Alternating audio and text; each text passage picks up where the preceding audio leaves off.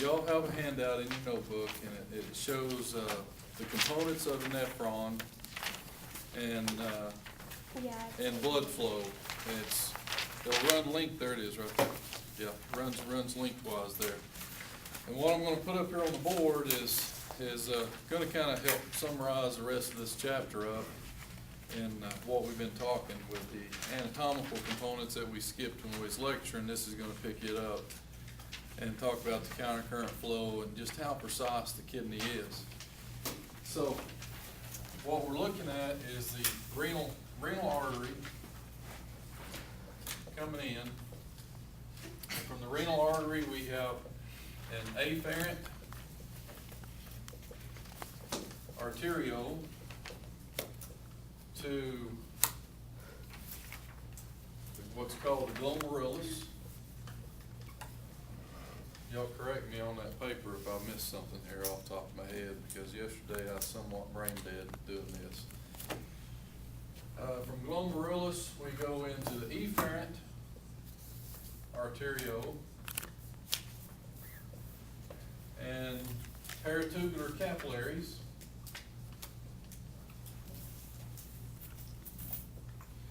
and then the renal vein. Is that what your paper says? Yes. All right, I actually did it right today. Now, if we start looking at the components of the nephron itself, we'll start somewhere right in here. Yeah,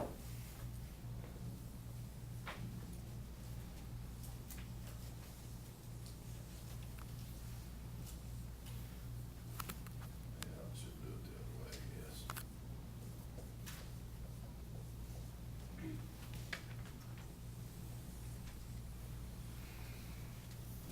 We have a collecting duct at the far end that actually will collect from several nephrons. You can see that, couldn't you, Amber? The collecting duct. You have the glomerulus, the first set of capillaries is right here. This is it right here, housed in what's called a Bowman's capsule. You see the Bowman's capsule on your paper? From the Bowman's capsule, we have the proximal tubule.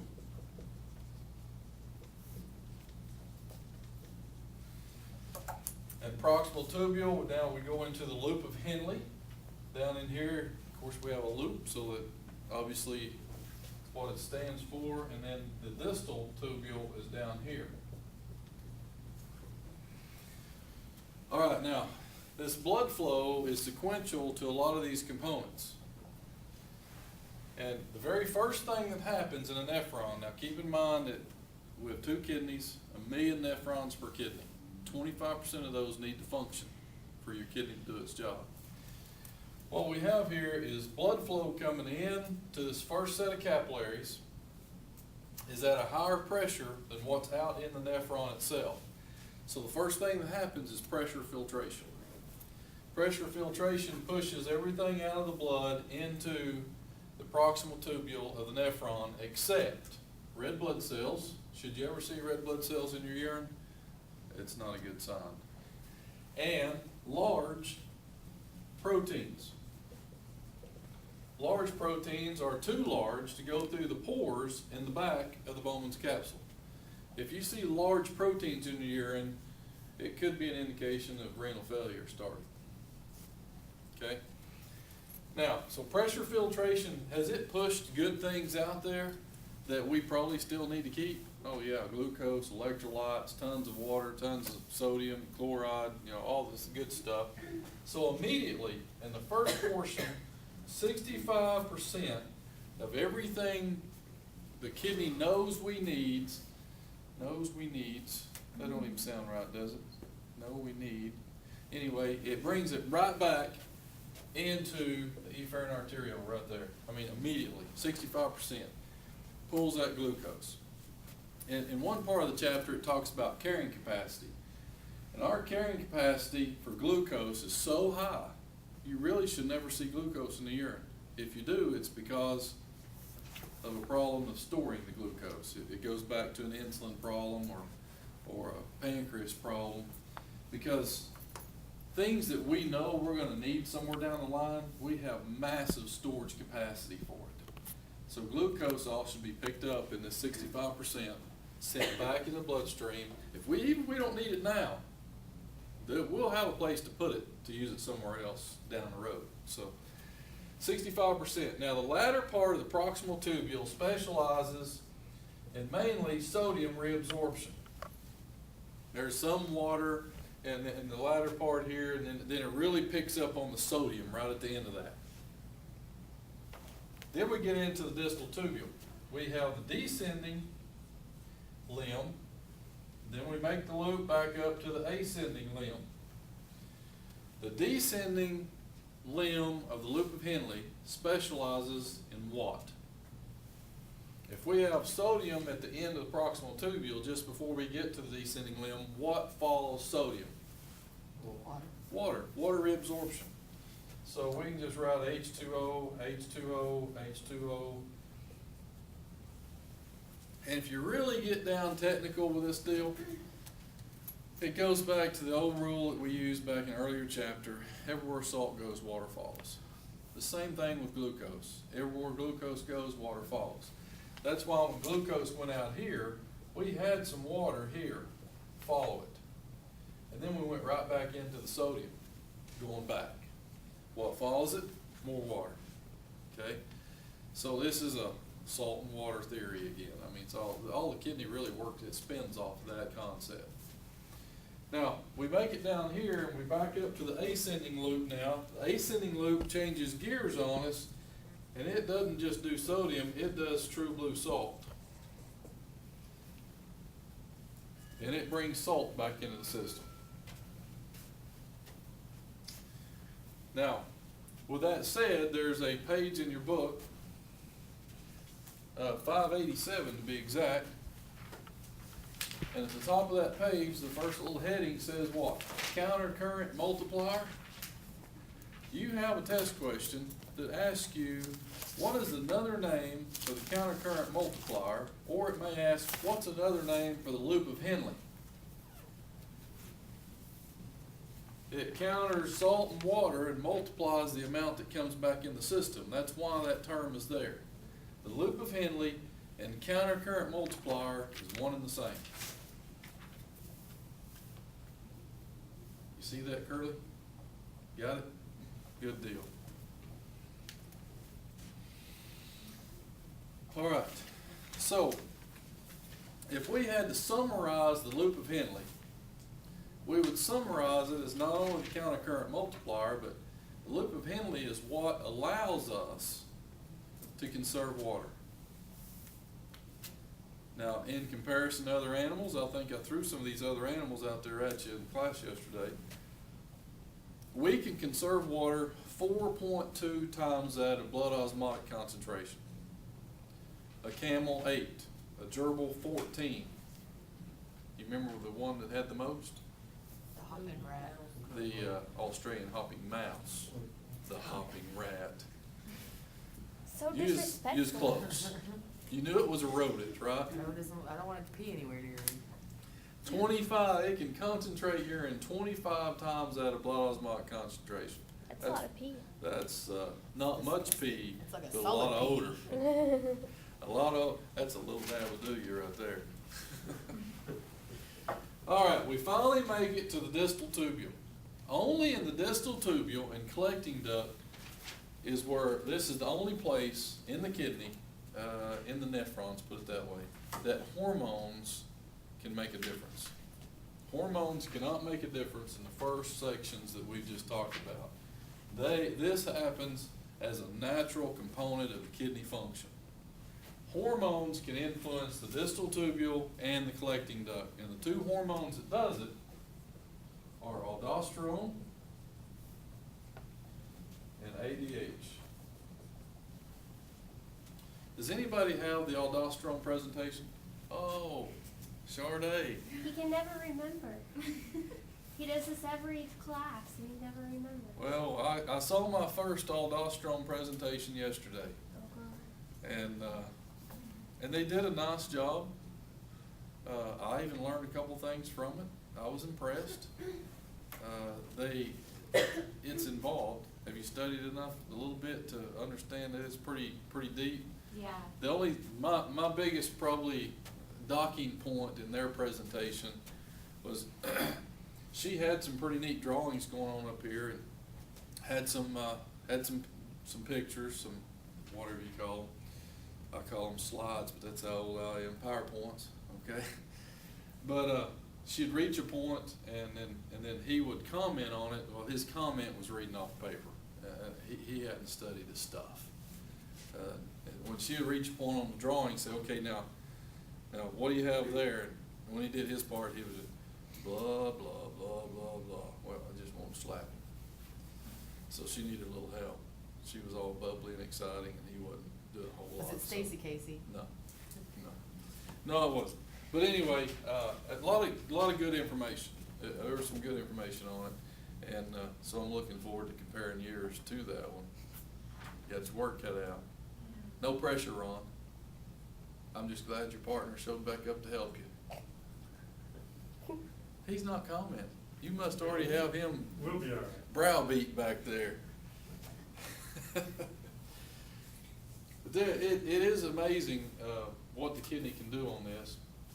And what you'll learn from the aldosterone deal, and they had some of this in their presentation, what you'll learn from the aldosterone deal is that its primary ultimate purpose is to reabsorb sodium and excrete potassium. That's the bottom line, and when it reabsorbs the sodium, what follows it?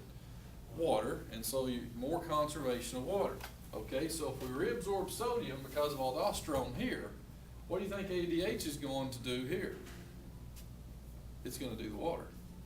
Okay, so ADH opens the pores of the collecting duct for the water to come back, so it can follow the sodium that aldosterone just brought in, go back into the bloodstream. We increase blood volume, which increases blood pressure over time. So something else they had difficulty with is pronouncing some terms. You probably have the one project that the terms are more difficult to pronounce, like juxtaglomerular apparatus. Glomerular? Yeah. How are you gonna Is pronounce it? that right? Glomerular? That's how I pronounce it, and I'm great. Juxtaglomerular? That's gonna mess me up. How were you gonna pronounce it, Ron? Juxtaglomerular? But I know that's not right. Yeah, is there an app or something you can look up? Dictionary.com. Yeah, it would actually break it down. Yeah. If there's any term, and this goes for all your projects, if there's any term you're not exactly sure how to pronounce it, look it up. Learn that pronunciation. Dictionary.com usually has a pronunciation. So, I mean, and they didn't look some of those up, and although there's some that I think can be pronounced in 2 or 3 different ways, I don't dock for those, but if it's a pretty obvious situation, I might dock some points for that. But we scored yesterday on the presentations we had anywhere from about mid-80s to low 90s. That's where we ended up scoring. The pronunciation that I found was juxtaglomerular. Glomerular. Glomerular. That really adds a little extra tongue twist to it, but if that's what the dictionary says, then that's what we'll go for. But I didn't bring those papers with me. Did I go over the criteria that I graded you on? Yeah. I did in this class. Well, see, I thought I did it in another class, so I caught them big surprise yesterday. So I tell them stuff that I don't tell y'all, and I tell y'all stuff I don't tell them, and I think I tell everybody. That's just messed up, isn't it? You feel a little cheated out of that? No, Okay, well, as long as we're good. I'm All right. absent enough, it doesn't matter. So that's the concept here of one nephron doing its job. And we already said that it filters the kidney filters 125 milliliters of filtrate per minute. Now, we talked about that in class, right? And that's in males. In females, it's 115 per minute, and that's a study guide question. I think GFR rate or something is a study guide question, and that's what you need on there. And of course, that's going to vary, but we decided very little of that turns into urine, or you would actually urinate yourself to death. That would be a horrible headliner, wouldn't it? What happened to poor old Josh? He peed himself to death. It's a horrible way to go. Drowning your own pee. Bad. Yeah. You'd probably pick a little different aspect than that, but As long as you was in your sleep, you wouldn't even know, would you? Yep. So, all right, Almost. I can't. Okay. There you go. oh, do what? You moved. Sorry. Oh, sorry. What did your dictionary.com say or whatever? I don't know how to spell it. Okay. I can spell it. That's the first part you got. Juxto, glomerular apparatus. I got the first I can first say two it like that, syllables. but I can't twist my tongue to do it the way your Ah. dictionary says. Juxto. I don't know how to spell the rest. Glomer, just like it sounds. Glomer. Right there, there's glomerulus right there. Oh, you're funny. I actually spelled that right, I'm pretty darn sure. On 584 is where they talk about 65% of the stuff. I'm just gonna point out some places in the book where I've talked about it here, and there you can read it. 585 is where they talk about just how good the kidney is at fine tuning. If it's seeing 180 liters of blood a day, 1 minute it takes this particle of salt out and throws it in the urine, and the next minute it keeps it. I mean, that's how fine tuned it is. And keep in mind that the kidney excretes anything in excess. Anybody take a multivitamin? Do you feel like you don't utilize all of that, but you probably need most of it, but there's some of it you don't utilize? Yeah, well, it's going right out in the urine. If you quit taking it, does your urine change colors or change smell? A lot of times it's a smell with vitamins. It will. So anything in excess, it gets rid of. And that's what your kidney specializes. Some things it's limited in the amount it can get rid of, like salt. But over time, if you quit intaking so much salt, which is our difficult thing with fast food today, and we throw a bag of chips in there and that's good for a month, we're limited in what we can do with salt. So for years, the Surgeon General has said reduce salt intake. He does that because we know we're limited in getting rid of salt.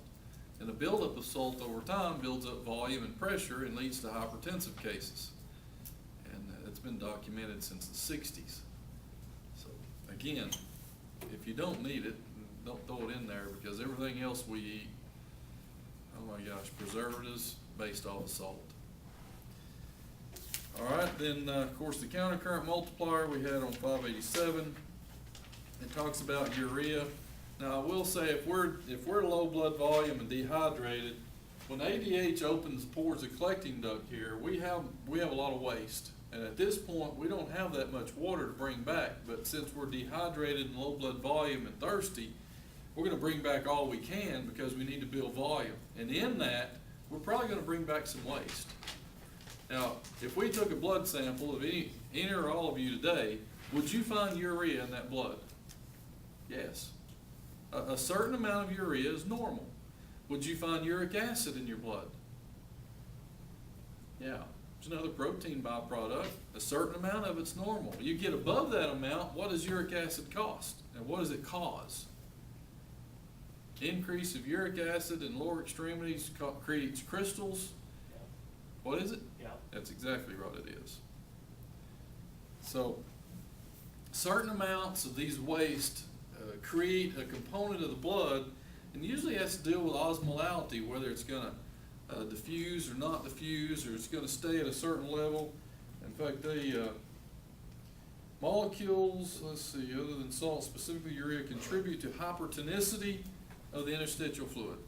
So they do have a role, certain amounts. When you get beyond those amounts, then the role changes, usually to the bad, but they have a role. There's effects of ADH listed there on 588, 589, more of it on 590.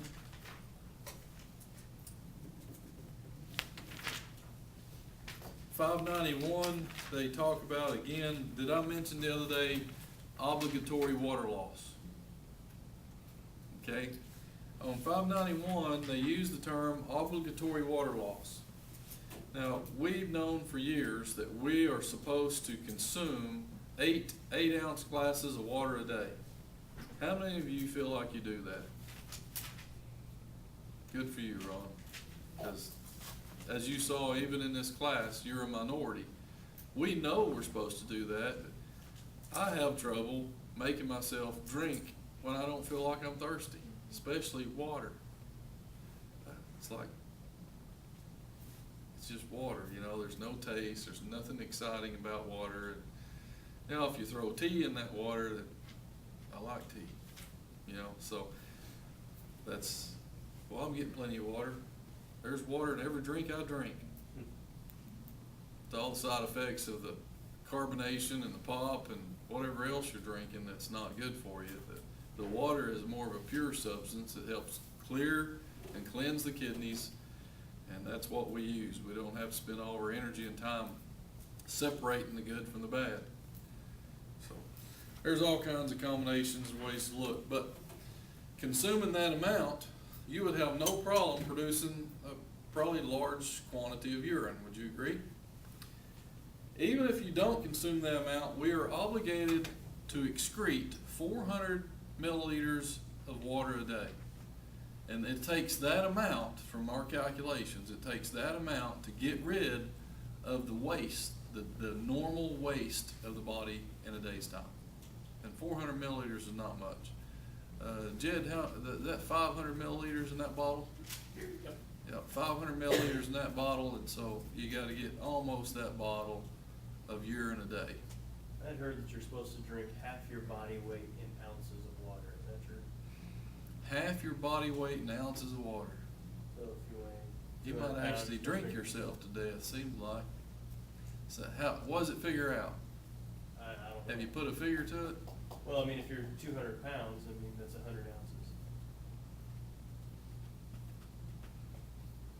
I mean, I don't know, I read that somewhere. Where's our metric conversions? Any specialist in here? Ounces to milliliters. I can do centimeters to inches, but, not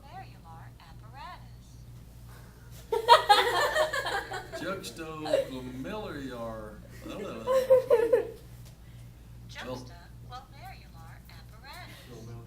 I think she's smoking dope. is what I think. Let's use southern slang and call it juxtaglomerular apparatus. The 20 ounces is 591 milliliters. 20 ounces, 591 milliliters, okay.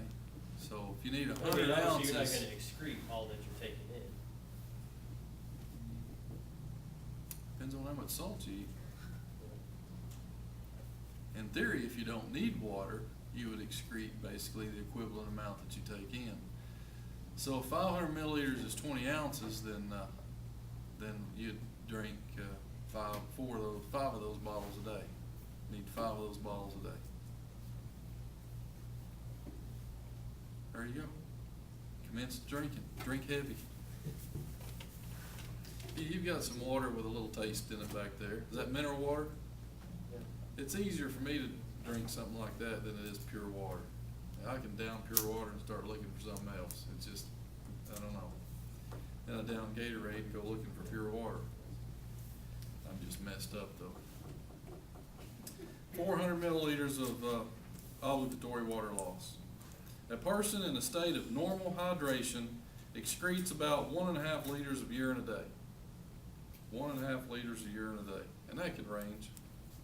If you drink more, you pee more. There's a good general rule. Diabetes insipidus on 591. This is has a lot of symptoms similar to diabetes mellitus, but diabetes mellitus is lack of insulin. Diabetes insipidus is lack of ADH. Lack of ADH. If we don't have ADH working here, all that water comes in here and goes right out as urine. So you're thirsty all the time, you drink all the time, you pee all the time, but you have normal insulin. So it's probably diabetes insipidus. 592, transport process affecting renal clearance. They talk about a secretion process. There is a point at which we can actually do some forceful removal of components in the kidney, and that's what secretion is in reference to. And that would be extreme cases of which simple diffusion did take care of the process. Now, in 593, this one caught my attention. Renal clearance of inulin. Inulin is a form of glucose that is found in onions, dahlias, artichokes, garlic, and those type of plant products, which are all edible. But our body does not recognize inulin as a form of glucose. So what they've discovered is the amount of inulin you consume is the exact amount of inulin you excrete. Okay, so we don't recognize it as a form of glucose at all. But because of what we know, glucose is like salt. Everywhere salt goes, water follows. Everywhere glucose goes, water follows. If this is a form of glucose, the components that follow glucose, water, recognizes it. The body don't. So, in essence, these food substances here would help lower blood volume and be a little bit of a diuretic, if you think about it. You have, it'd work like I guess a short form of a diabetic situation where you'd have a form of glucose leaving the body, not the form at which we need and use, but a form leaving the body and water chases it out. I guess you could use it as a weight loss program if you ate enough onions. But, so, like garlic would benefit you in two ways. The amount of inulin in it, which would excrete excess water. And if you ate enough of it, you wouldn't have to deal with many people, you wouldn't have any friends. That would lower blood pressure in itself, wouldn't it? Garlic breath. A little bit of garlic's pretty good spice, though, to use in a lot of cooking, and makes me hungry thinking about it. Moving on over to 596, transport maximum. I touched on this a while ago about there are just some things that we have tremendous ability to carry, and glucose is one of those. Other things maybe way down here, we'll carry a little bit of urea, get rid of the rest. A little bit of uric acid, get rid of the rest. Glucose, we carry a whole bunch. So transport maximum. Then they talk about glycosuria, and that is glucose in your urine, and that would be a case of diabetes mellitus.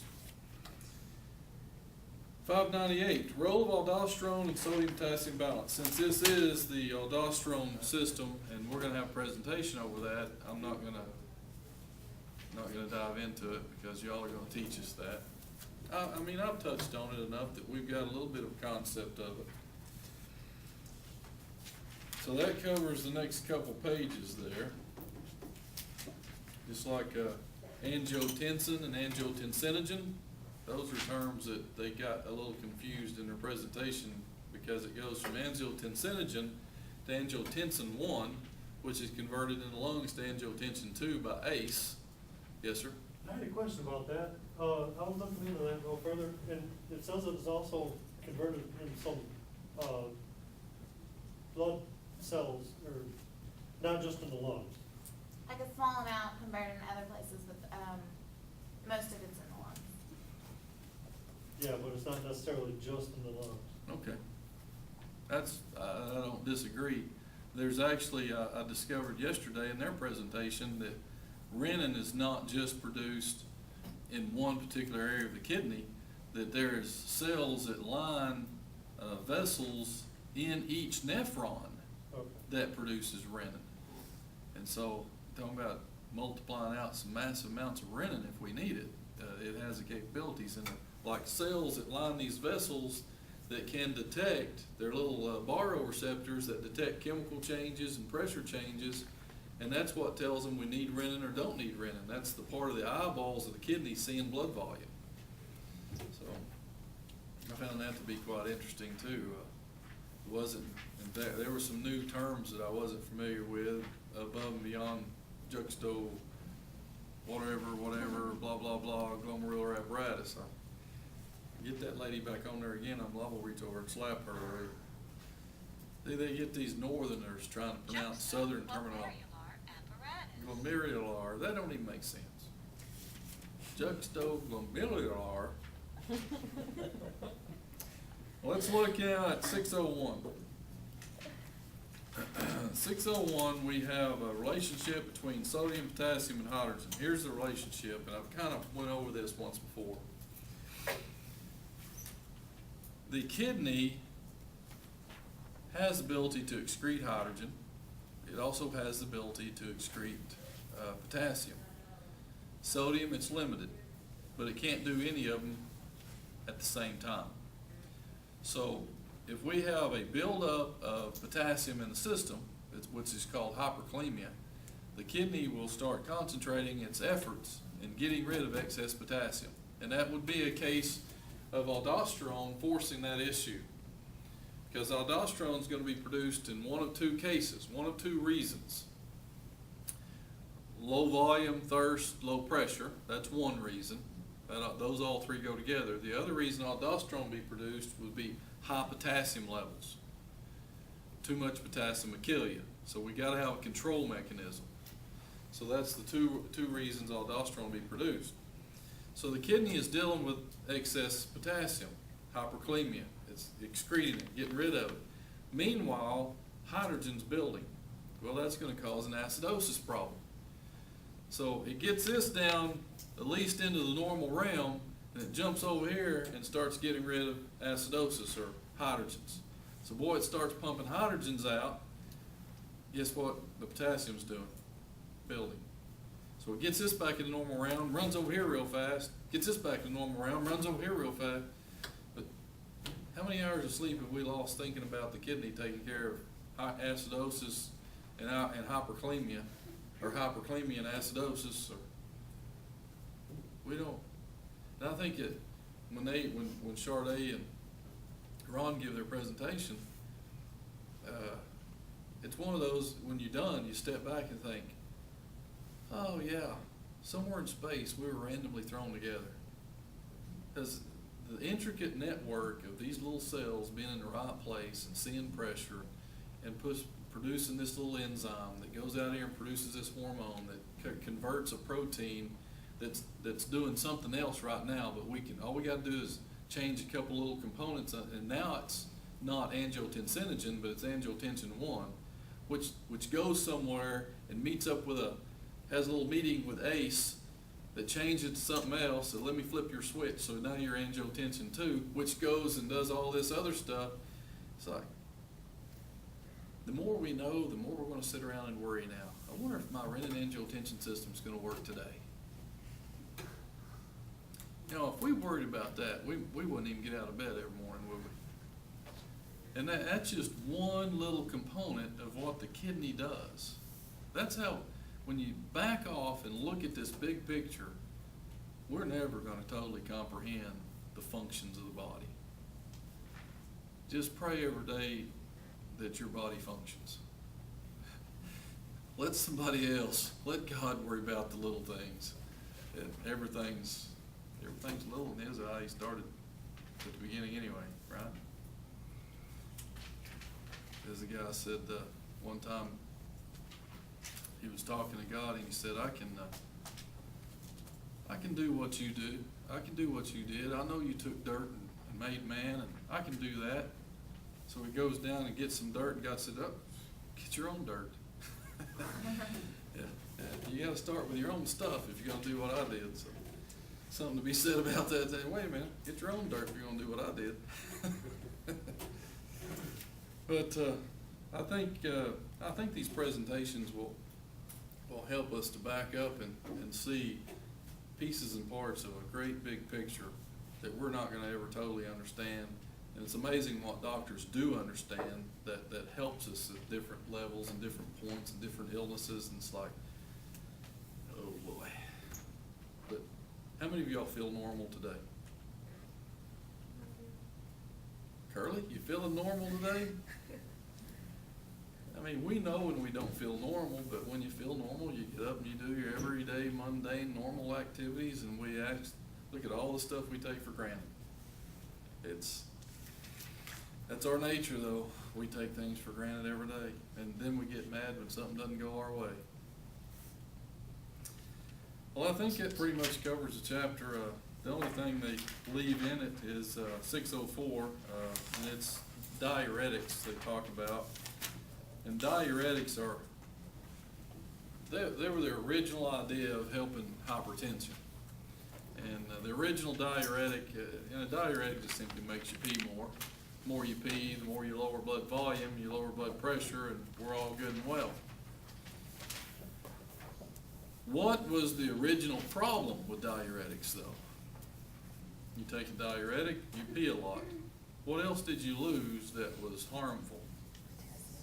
Potassium. So with every diuretic, you need to take more potassium to keep up with that, or it could be bad. Now they've come up with a variety of other diuretics. There's a ton of them. Loop diuretics, thiazide diuretics, carbonic anhydrase inhibitors, osmotic diuretics. It's almost endless. And they have potassium sparing diuretics out there that they're not as strong, but they don't excrete as much potassium, so it's a benefit there. Last page is acute renal failure. You don't want that. And there's also a chronic renal failure. It's not good either. No. No, the difference in acute renal failure, As it gets better. Or you die. acute comes upon you in a hurry. And you feel good one day, and the next day you get up and you don't feel good, you know something's wrong. And so you may go do something about it. You may go to the doctor, and if they identify what's causing this problem and it's fixable, then we've got a little chance to fix it. Chronic renal failure happens over a long period of time, so slow that you don't realize it's happening until it has happened, and then it's too late to fix it. That's the worst kind. Snuck up on you. It's almost like the silent killer. Glomerular nephritis, inflammation of the nephrons. They use strep infections of producing antibodies that can cause some of these problems, and we can certainly find ways to kill off nephrons. If you're an ibuprofen addict, you probably killed off some nephrons in your time. How much kills them? Who knows? Probably different amounts for different people, but I mean, if a doctor prescribes you ibuprofen, it's a serious amount, isn't it? Well, these little ibuprofen pills are 200 milligrams, and they'll tell you to take, 800 milligrams. 800? yeah, you can, Those prescriptions. the prescription's 800, and take 2 of those 3 or 4 times a day, and the bottle will tell you to take 2 of these 200 milligrams 4 times a day or whatever. And so, there's a happy medium there, and of course, we're not gonna stay on 800 milligrams forever, I would hope not, but they'll kill nephrons, so they've documented that, so you just gotta be careful with that. Kill whatever we're after with it, or kill a nephron, what's long term there. Then they talk a little bit about dialysis, renal insufficiency and dialysis. Let me tell you, dialysis is not something you ever wanna get involved in if you can keep from it. But it saved a lot of people's lives until they got a kidney, or it's simply prolonged a lot of people's lives knowing they'd never get a kidney. And what dialysis does is what the kidney does without the specialties of knowing exactly what you need at this very moment. It squeaky cleans the blood. Kidneys working every second of every breath of every day to be precise at that moment. Dialysis, you go in every so often, we clean the blood squeaky clean, and the doctors in the return blood have what's called a dialysate solution, which is virtually this 65% of what we know we need back in the system, and we start over, and you go so many hours to so many days, depends on your situation. Never getting far from the dialysis clinic, because you're gonna have to go back eventually to do the same thing again. And it's amazing, they pump all your blood out of you through a machine and back in you. You walk out of there. And it can be so detrimental that literally, I've known nurses that's worked in dialysis clinics, and they've had them come in a wheelchair, barely functioning, and within a few months, they're walking in and out.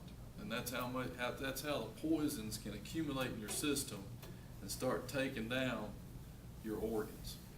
And they get that cleaned up and cleansed up, your organs find a new life because the poisons are out, we've got oxygen, nutrient is getting there better because the blood's not so clogged up with all these poisons, and it's a new person.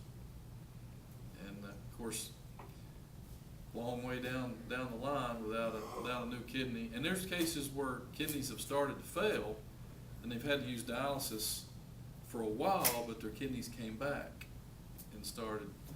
My old high school coach, Coach Billings, he had some heart surgery, and getting over the heart surgery, his kidneys started failing. Well, he healed up from the heart surgery just fine, and they let him go out of the hospital, but he had to do dialysis for several months. But each time he did dialysis, his kidneys got a little better, and they're back to functioning in full-fledged now. But that's a pretty scary deal. You go in and get one thing fixed, and something else decides to quit on you. A kidney's a pretty serious deal to quit, but dialysis does work, and it's saved a lot of lives, and it's prolonged a lot of lives, and it's improved a lot of lives. If those things quit and we have no dialysis, we're talking hours and days before the poisons kill you in the system. Any questions? Now that I've got you depressed on that. Thank you. Chapter 18 is digestion. We will hammer on it in class tomorrow. Friday, we're going to take the test. Will I get finished with this chapter tomorrow? Probably not.